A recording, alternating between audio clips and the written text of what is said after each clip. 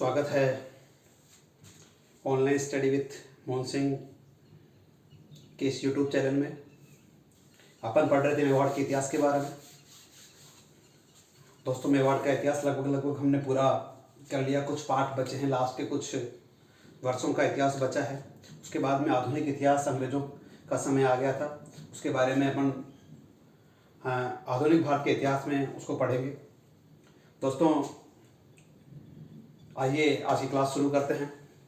दोस्तों, हमने राज सिंह के शासनकाल तक का समय हमने पढ़ लिया था।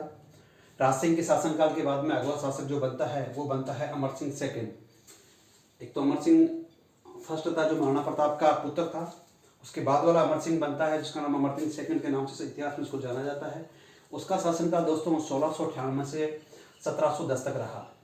दोस्तों, इसी के शासनकाल के समय इतिहास में एक महत्वपूर्ण घटना घटती है, क्योंकि इसके शासनकाल से पहले मुगलों का आधिपत्य था और मुगलों का पूर्ण रूप से भारत के ऊपर, उत्तरी भारत के ऊपर, क्योंकि राजस्थान का जो मुख्यतः क्षेत्र है उत्तरी भारत के क्षेत्र में ही सम्मिलित है।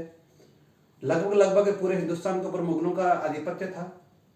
और इन्हीं के शासनकाल के दौरान जून के महीने में 3 जून 1707 ईस्वी 3 जून 1707 ईस्वी। दोस्तों, ये इतिहास के अंदर ये जो डेट है वो बहुत इंपॉर्टेंट है, क्योंकि इसके बाद वाला जो इतिहास है उसको हम आधुनिक भारत के इतिहास में काउंट करते हैं। क्योंकि मुगलों का जो शासनकाल था, इस डेट के बाद में मुगलों का शासन जो तंत्र था वो बिखरने लगा, उनका आधिपत्य बिखरने लगा। क्योंकि 3 जून 1707 को जो है औरंगजेब की मृत्यु हो गई, और औरंगजेब की मृत्यु के बाद में उनके आने वाले जो बाद वाले जो शासक थे वो अयोग्य शासक थे। उनके बीच में साम्राज्य को लेकर के जो लड़ाई झगड़े चल रहे थे वो इतने महत्वाकांक्षी और दूरदर्शी स्वभाव के जो है राजा नहीं बन सके।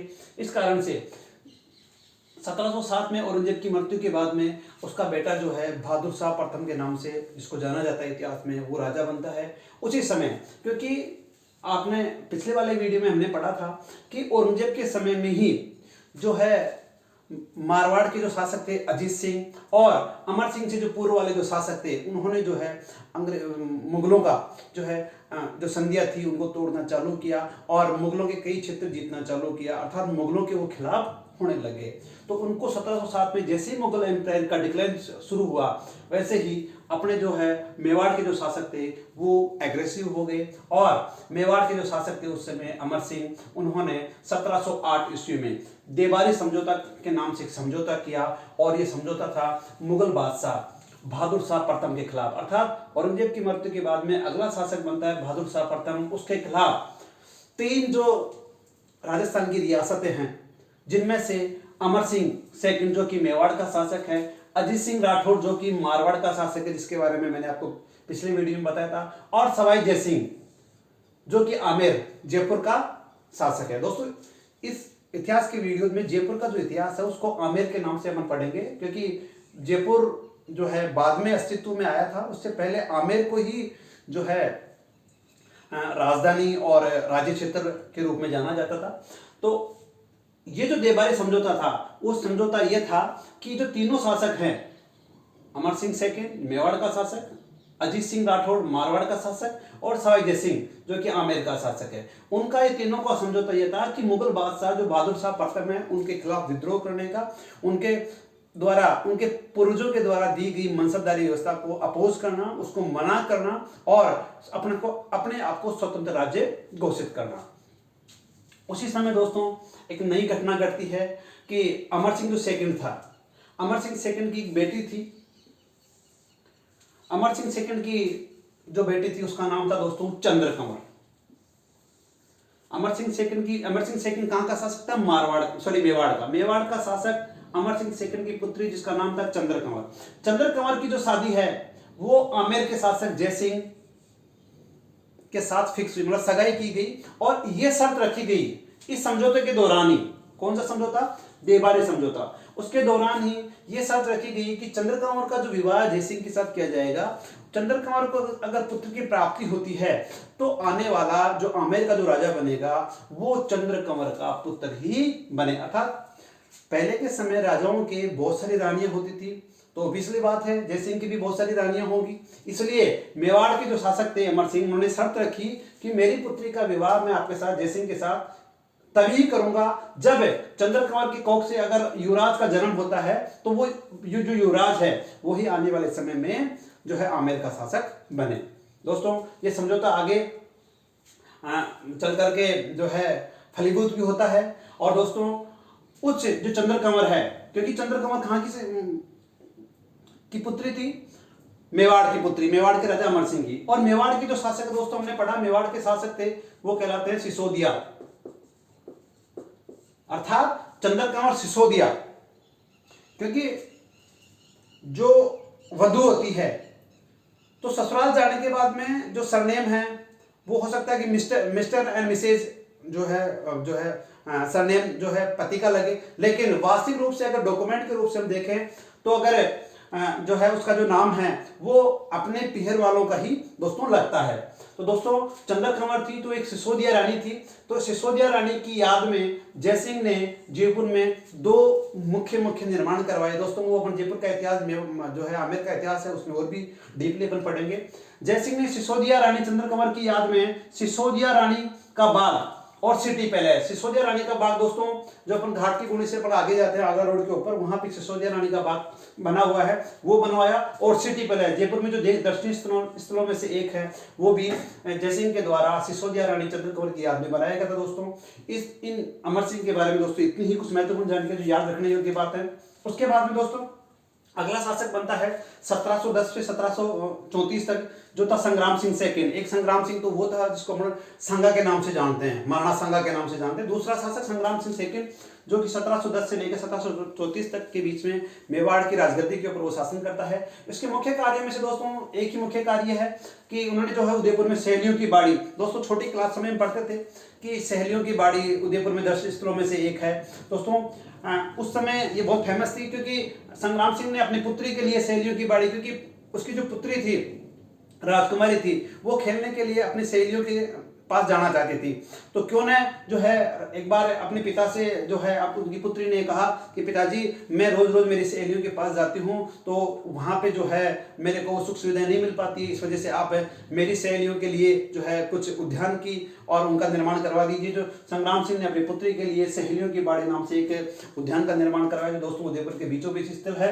और संग्राम सिंह ने एक मंदिर का निर्माण करवाया, उस मंदिर का नाम दोस्तों वैद्यनाथ मंदिर है। और वैद्यनाथ मंदिर के ऊपर एक प्रशस्ति लगी हुई है दोस्तों जिसको वैद्यनाथ प्रशस्ति के नाम से जाना जाता है। और ये प्रशस्ति लिखी थी दोस्तों रूप भट्ट के द्वारा ये प्रशस्ति लिखी गई थी। उसके बाद में अगला शासक आता है मेवाड़ का जो जगत सिंह सेकंड के नाम से जाना जाता है।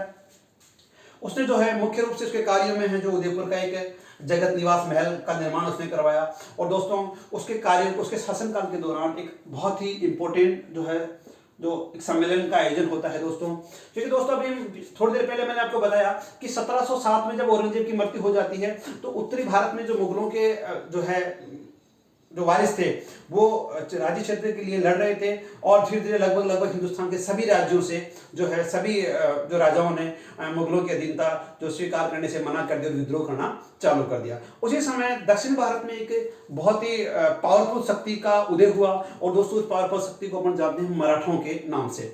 दोस्तों उन्हीं मराठों के बारे में ये बात हो रही है जो शिवाजी और शिवाजी से पहले और शिवाजी के बाद वाले मराठे थे। दोस्तों इसी के शासनकाल के समय होता क्या था दोस्तों, जिस समय औरंगजेब की मृत्यु हुई उसके बाद में मराठा जो शासक थे, मराठा शासक उत्तर भारत में और जो है पश्चिम भारत के कुछ जगहों पर जो है मराठाओं का एक स्वभाव था क्योंकि वो लूटमार के द्वारा धन का अर्जन कर करके पुनः जो है अपने जो है दक्षिण भारत में वो ले जा रहे थे। तो मराठों से जो है पूरे उत्तर भारत के जो छोटे छोटे राज्य क्षेत्र थे वो आक्रांतित थे और उनमें से जो मेवाड़ मारवाड़ और जो है आमेर के जो शासक थे वो भी जो है बड़े दुखी व्यथित थे।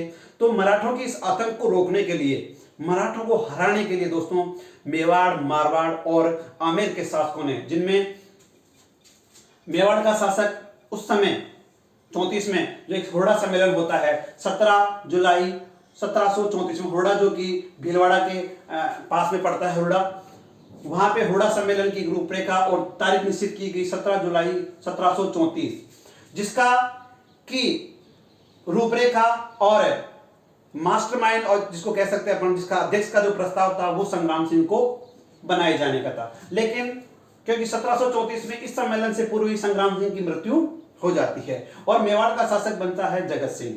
दोस्तों इस सम्मेलन की जो रूपरेखा है वो संग्राम सिंह सेकंड ने बनाई, लेकिन उनकी संग्राम सिंह की जगह जो अध्यक्ष का जो भार है वो निभाते हैं जगत सिंह सेकंड, मतलब उसके पुत्र।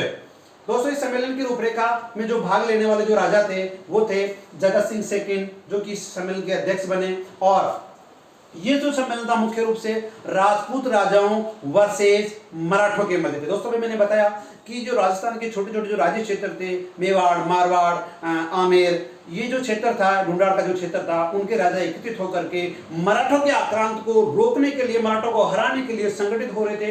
और उस संगठन का जो सम्मेलन था वो सम्मेलन दोस्तों इतिहास में बड़ौदा सम्मेलन के नाम से जाना जाता है। उस सम्मेलन में राजस्थान के लगभग सभी रियासतों ने भाग लिया। उन रियासतों में भाग लेने में जो मुख्य भूमिका निभाई वो ही सवाई जय सिंह, जो कि आमेर के शासक थे, वो इस सम्मेलन के रणनीतिकार थे। किस प्रकार से हम जो है इस सम्मेलन को जो है आगे तक बढ़ाएंगे और सम्मेलन में किस प्रकार का निर्णय लेगा, किस क्या क्या इसके जो है उद्देश्य होंगे, इन सबके रणनीतिकार थे दोस्तों सवाई जय सिंह। मारवाड़ से में उस समय शासक थे अभय सिंह। दोस्तों ये वही अभय सिंह है जिसके समय में खेजड़ली घटना हुई थी, उसके बारे में अपन जो है आगे पढ़ेंगे। मारवाड़ के इतिहास में जब पढ़ेंगे तो उसके बारे में और अधिक जानेंगे। उसी समय नागौर का शासक था भक्त सिंह। बीकानेर का जो शासक था वो था जोरावर सिंह। दलेर सिंह था बूंदी का शासक। दुर्जन शाह था कोटा का शासक और गोपाल पाल था करौली का शासक। राज सिंह था किशनगढ़ का शासक। दोस्तों इन शासकों के मध्य जो है हुड़ा सम्मेलन होता है और दोस्तों इस सम्मेलन का कोई भी नतीजा नहीं निकलता है। दोस्तों इसका कारण यह था क्योंकि संग्राम सिंह जो थे वो पहले निर्धारित किया गया था कि संग्राम सिंह इस सम्मेलन के अध्यक्ष बनेंगे, लेकिन संग्राम सिंह की मृत्यु के बाद में जगत सिंह सेकंड को जो है वहां इसका इस सम्मेलन का अध्यक्ष बनाया गया। दोस्तों ये बात जो है जो जयपुर के जो राजा थे, जो आमेर के जो राजा थे सवाई जय सिंह, उनको ये चीज पसंद नहीं आई और वो ये चाहते थे कि संग्राम सिंह की मृत्यु के बाद में जगत सिंह सेकंड को इस सम्मेलन का अध्यक्ष नहीं बना करके जो है स्वयं जो है जो आमेर के राजा थे वो इस सम्मेलन के अध्यक्ष बनना चाहते थे। इसलिए जगत सिंह सेकंड और जयपुर के जो आमेर के जो राजा थे उनके मध्य जो है विवाद हुआ इस अध्यक्ष को बनने को लेकर के दोस्तों। और उस विवाद के कारण से दोस्तों ये सम्मेलन किसी प्रकार का कोई नतीजा नहीं निकाल सका। लेकिन फिर भी दोस्तों एक चीज तय की गई, इस विवाद के कारण इन सभी राजाओं के अंदर मन मुटाव की भावना उत्पन्न हो गई, लेकिन इस सम्मेलन को कुछ रूपरेखाएं जो है वो निश्चित तो कर ली गई, लेकिन वो जो है अंतिम परिणाम तक नहीं पहुंच सकी। और दोस्तों इस सम्मेलन में निश्चय किया गया कि कोटा में जो है रामपुर नामक जगह है, उस रामपुर नामक जगह के ऊपर, क्योंकि दोस्तों इस सम्मेलन हो रहा था 17 जुलाई 34 और दोस्तों जुलाई का जो महीना होता है वो वर्षा ऋतु का समय होता है। और इस सम्मेलन में यह निश्चित किया गया कि वर्षा ऋतु के बाद में जो समय आएगा, अर्थात सितंबर अक्टूबर के बाद में जो वर्षा खत्म हो जाएगी, उस समय जो है कोटा रामपुर नामक जगह के ऊपर मराठों को जो है खिलाफ जो है लड़ाई लड़ी जाएगी। और दोस्तों इस प्रकार से जो है ये जो सम्मेलन था वो जो है बिना किसी निर्णय के ही समाप्त हो गया। दोस्तों कालांतर में समय बीतता गया और उसके बाद में जो है अगला शासक बनता है भीम सिंह। दोस्तों ये जो है मेवाड़ के इतिहास में जो है पुराने शासकों में जो है आधुनिक जो अंग्रेजों के शासन काल से समय से पहले के शासन में अंतिम शासक है, जो कि मेवाड़ के शासकों में जो है इतिहास में अपन इस वीडियो में पढ़ रहे हैं। उसके बाद वाले शासकों को हम भीम सिंह के बाद वालों को हम आधुनिक भारत के इतिहास में दोस्तों हम पढ़ेंगे। मेवाड़ का शासक भीम सिंह जो था उसके एक पुत्री थी, जिस पुत्री का नाम था दोस्तों कृष्णा कंवर। दोस्तों एक बहुत ही इंटरेस्टिंग घटना है। मेवाड़ के शासक भीम सिंह की पुत्री कृष्णा कंवर थी दोस्तों, और उस कृष्णा कंवर की जो है सगाई की गई मारवाड़ के शासक भीम सिंह के साथ। दोस्तों उसी समय मेवाड़ का शासक जिस समय भीम सिंह था, उसी समय मारवाड़ का शासक भी दोस्तों भीम सिंह था। तो जो मेवाड़ के शासक की पुत्री कृष्णा कंवर है उसकी जो है सगाई की गई थी किसके साथ? मारवाड़ के शासक भीम सिंह के साथ। लेकिन भीम सिंह की मृत्यु हो जाती है। और भीम सिंह की मृत्यु के बाद में जो मारवाड़ का शासक जो था भीम सिंह, उसकी मृत्यु हो जाने के बाद में उसका छोटा भाई जिसका नाम था दोस्तों मान सिंह, मान सिंह मारवाड़ का राजा बनता है और यह कहता है कि भीम सिंह की मृत्यु के बाद में जो सगाई भीम सिंह के साथ होनी थी, क्योंकि भीम सिंह नहीं रहे, तो इस परिस्थिति में कृष्णा कंवर की जो है शादी जो है वो मान सिंह के साथ हो। उसी दरमियान जब मृत्यु हो जाती है भीम सिंह मारवाड़ की, उसी समय भीम सिंह जो मेवाड़ वाले हैं उन्होंने जो सगाई है जो कि की गई थी मारवाड़ के भीम सिंह के लिए, लेकिन मृत्यु के बाद में उसकी जो सगाई है वो कर दी जाती है जयपुर के जगत सिंह सेकंड के साथ। दोस्तों जब जयपुर के जगत सिंह सेकंड के साथ सगाई कर दी जाती है, इसका विरोध करता है मारवाड़ के भीम सिंह का भाई मान सिंह, और मारवाड़ के मान सिंह और जयपुर के जो जगत सिंह है उनके मध्य जो है विवाद हो जाता है कृष्णा कंवर से शादी करने को लेकर के। और इस विवाद का जो है जो परिणाम है दोस्तों वो जो है आगे जाकर के एक युद्ध में परिणत हो जाता है। और दोस्तों उस युद्ध को दोस्तों हम इतिहास में जानते हैं गिंगोली के युद्ध के नाम से। दोस्तों गिंगोली का जो युद्ध है दोस्तों वो दोस्तों परबसर के पास दोस्तों जगह पड़ती है। वहां पे इनके मध्य जगत सिंह सेकंड जो कि आमेर का शासक था उसके और मान सिंह जो कि मारवाड़ का शासक था उसके सेनाओं के मध्य होता है। दोस्तों जब ये युद्ध हो रहा होता है, उस युद्ध के समय जो है तीनों मेवाड़, मारवाड़ और आमेर, इन तीनों जो राज्य थे उनमें मारवाड़ और आमेर के शासकों के मध्य युद्ध का कारण बनता है मेवाड़ के शासक, क्योंकि मेवाड़ के शासकों की पुत्री थी कृष्णा कुमारी, जो कि मेवाड़ के शासक भीम सिंह को वो चीज नागवार गुजरती है कि उनकी पुत्री की शादी को लेकर के जो है मारवाड़ और आमेर के शासक लड़ रहे हैं। कुछ समय पहले इतिहास में ये सारे के सारे जो तीनों जो राज्य क्षेत्र मिलकर के सम्मेलन कर रहे थे, और वो सम्मेलन देवाली समझौते के नाम से जाना जाता था, और वो मुगलों के खिलाफ लड़ रहे थे। और अभी का जो समय है वो तीनों ही आपस में लड़ रहे हैं। इस वजह से युद्ध का कोई ना कोई निर्णय निकले और इस युद्ध के कारण को समाप्त कर दिया जाए, उसके लिए जो है उस समय सलूम्बर के शासक अजीत सिंह चुंडावत जो कि सलूम्बर के शासक थे। दोस्तों हमने पढ़ा था सलूम्बर के शासकों को मेवाड़ का कुछ विशेष अधिकार दिए गए थे। और उसी समय टोंक जो कि राजस्थान की एकमात्र मुस्लिम रियासत थी, उस समय वहां का शासक था जो अमीर खां पिंडारी, जो कि टोंक का शासक था। अमीर खां पिंडारी और अजीत सिंह चुंडावत के कहने पर इस युद्ध को समाप्त कैसे किया जाए, तो बोले इस युद्ध जो हो रहा है कृष्णा कंवर के कारण हो रहा है, इस कृष्णा कंवर को ही क्यों न समाप्त कर दिया जाए। तो दोस्तों याद रखने वाली बात है, अजीत सिंह चुंडावत और अमीर खां पिंडारी जो कि टोंक के शासक थे, उनके कहने पर कृष्णा कंवर को जहर दे दिया गया, जिसके कारण कृष्णा कंवर की मृत्यु हो गई। और दोनों में जो लड़ाई हो रही थी मारवाड़ के शासक मान सिंह में और आमेर के शासक जगत सिंह में जो लड़ाई हो रही थी वो लड़ाई समाप्त हो जाती है, क्योंकि जिसके कारण लड़ाई हो रही थी जब वो इस दुनिया में नहीं रही तो लड़ करके क्या करना है। दोस्तों आगे चल करके मेवाड़ का जो शासक था भीम सिंह, वो जो है 13 जनवरी 1818 ईस्वी में जो है अंग्रेजों के साथ में जो साइक संधि कर लेता है। और इस प्रकार से दोस्तों ये अभी तक हमने पढ़ा मेवाड़ का इतिहास। मेवाड़ के इतिहास में जो है एक जो है लाइन जो है बहुत इंपॉर्टेंट है, क्योंकि मेवाड़ के जो शासक थे वो धर्म के लिए जो है लड़ाई करते थे, अपने धर्म को दृढ़ रखने के लिए वो जो है अपने प्राण भी न्यौछावर कर देते थे। दोस्तों उनके मेवाड़ के जो राज्य चिन्ह हैं, जो अभिलेख हैं, उनमें एक पंक्ति लिखी गई है, जो दृढ़ राखे धर्म को ताहि राखे करतार, अर्थात जो धर्म की रक्षा करता है उनकी जो है भगवान भी साथ देता है। दोस्तों ये था मेवाड़ का इतिहास। दोस्तों मेवाड़ का इतिहास आपको तब समझ में आएगा जब मेवाड़ के इतिहास का आप फर्स्ट वीडियो से लेकर के जो अभी वर्तमान वीडियो तक आप उसको 2-3 बार रिकैप करके देखेंगे दोस्तों, आपको मेवाड़ का पूरा इतिहास समझ में आएगा दोस्तों। और अगर फिर भी कोई चीज़ ऐसा आपको लगता है कि ये चीज़ जो है हमें आप जो है समझ में नहीं आ रही है, तो दोस्तों इसके लिए आप मुझे कमेंट कर सकते हैं और जो है मेरे को पर्सनल नंबर के ऊपर भी कॉन्टेक्ट कर सकते हैं दोस्तों। मेरे जो नंबर हैं वो हैं 8811447441। इस नंबर के ऊपर आप व्हाट्सअप कर सकते हैं और कॉल करके भी और इसके बारे में जो जानकारी मेरे से ले सकते हैं। तो आइए दोस्तों, ये तो था मेवाड़ का इतिहास। अब दोस्तों आज से हम शुरू करते हैं साथ ही मारवाड़ का इतिहास।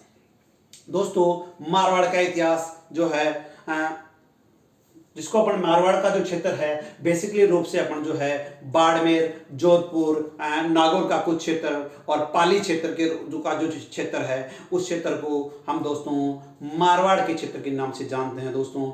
मारवाड़ का जो क्षेत्र था उस क्षेत्र के ऊपर जो शासन था दोस्तों वो राठौड़ राजवंश का था और राठौड़ राजवंश जो है दोस्तों वो सूर्यवंशी हिंदू राजा थे दोस्तों। राठौड़ों की जो उत्पत्ति है वो राष्ट्रकूट शब्द से हुई है दोस्तों। राष्ट्रकूट जो थे राजा वो प्रारंभिक समय में दक्षिण भारत में राज्य करते थे, लेकिन कालांतर में जो है वो जो है उत्तर भारत में गढ़वाल जो साम्राज्य जो राष्ट्रकूट के रूप में जाना जाता है वहां पर आए और वहां से दोस्तों उन्हीं की एक ब्रांच जो है जोधपुर में जो कि मारवाड़ राज्य क्षेत्र में के रूप में जाना जाता है वहां पे दोस्तों आ गए और वहां पे दोस्तों कालांतर में वही जो शासक थे उनके जो आने वाले जो वंशज हैं वही मारवाड़ क्षेत्र के ऊपर राज्य करने लगे, जिसको कि अपन राठौड़ राजवंश के नाम से जानते हैं। तो आइए दोस्तों अब शुरू करते हैं अपन मारवाड़ के इतिहास में जो है राठौड़ राजवंश के बारे में जानकारी प्राप्त करना।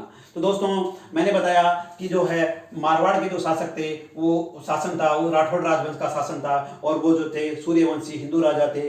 राठौड़ों की उत्पत्ति थी राष्ट्रकूटों, जो राष्ट्रकूट जो है दक्षिण भारत में राज्य करते थे, जिनकी राजधानी थी दोस्तों मान्याखेत। प्राचीन नाम था दक्षिण भारत की एक जगह का, मान्याखेत इनकी राजधानी थी। और इन राष्ट्रकूटों का ही अपभ्रंश मतलब कालांतर में राष्ट्रकूट राष्ट्रकूट राष्ट्रकूट राष्ट्रकूट नाम से नाम परिवर्तन होकर के वो बन गए दोस्तों राठौड़। और दोस्तों राठौड़ों में के इतिहास में सबसे जो है प्रारंभिक राजा का जो इतिहास जो हमें प्राप्त होता है वो प्राप्त होता है राव सिंहा का। दोस्तों हुआ क्या था कि पाली और मारवाड़ के क्षेत्र में पालीवाल ब्राह्मण जो कि पालीवाल ब्राह्मण राजाओं के दरबार में जो है पुरोहित का काम करते थे दोस्तों, वो रहते थे।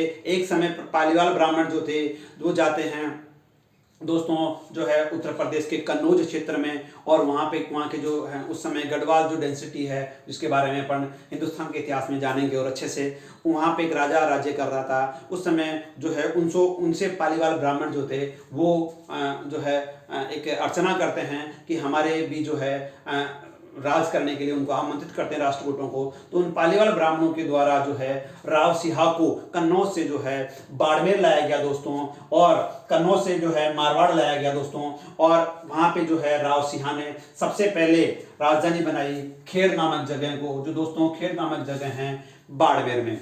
दोस्तों इसके बारे में जो है इतिहास में जो जानकारी मिलती है वो मिलती है दोस्तों राव सिंहा की छत्री के से। और राव सिंहा की जो छत्री है दोस्तों वो बिठू नामक जगह पर है और बिठू नामक जगह है जो पाली नामक जिले में राजस्थान में स्थित है दोस्तों। इससे राव सिंहा के साथ जो है प्राचीन समय में एक प्रथा थी कि राजा के साथ उसकी रानी भी सती हो जाती थी। तो दोस्तों इसकी पत्नी थी जो कि पार्वती सोलंकी की नाम से जानी जाती है और पार्वती सोलंकी भी राव सिंहा के साथ दोस्तों सती हो गई थी दोस्तों।